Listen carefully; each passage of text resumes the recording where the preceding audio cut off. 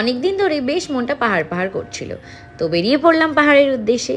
যথারীতি ট্রেন ধরার কারণে আমরা ক্যাবে করে পৌঁছে যাই হাওড়া স্টেশন। হাওড়া স্টেশন পৌঁছে আমরা যা যা করি, ট্রেনে উঠে যে যার ডিনার করে ঘুমিয়ে পড়ি। এরপর তোমাদের একটা কথা বলে রাখি, খুব ভালোই লাগছিল গাড়িতে ওঠা অবধি, মানে এনজিপি নেমে গাড়িতে ওঠা অবধি আমি ঠিক ছিলাম। তারপর যখন আস্তে আস্তে ওপরে উঠছিলাম আমার ভীষণ শরীর খারাপ হয়ে যায়। আমি যেহেতু ফার্স্ট টাইম কোনো পাহাড়ে ভ্রমণে করতে যাচ্ছি, পাহাড় যাচ্ছি, আমি জানতাম না আমার হাইট ফোবিয়া। তো যেখানে আমি নাগরদোলনাতে অবধি আজ অবধি উঠিনি, তো এই যে রাস্তাগুলো যাচ্ছে একে বেঁকে উঁচুতে উঠছিলাম, আমার ভীষণ শরীর খারাপ হয়ে যায়। আমি ভাবছিলাম হয়তো এক্ষুনি আমার হার্ট অ্যাটাক করবে, বাট না, ভমিটিং হয় খালি। তো দিনটা শুরু হয়েছিল চা আর ম্যাগি দিয়ে।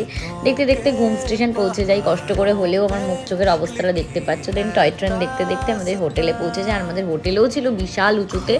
তো এই ছিল কিছুটা রুমের ভিউটাও দারুণ ছিল। তো নেক্সট ব্লগে দেখা হচ্ছে।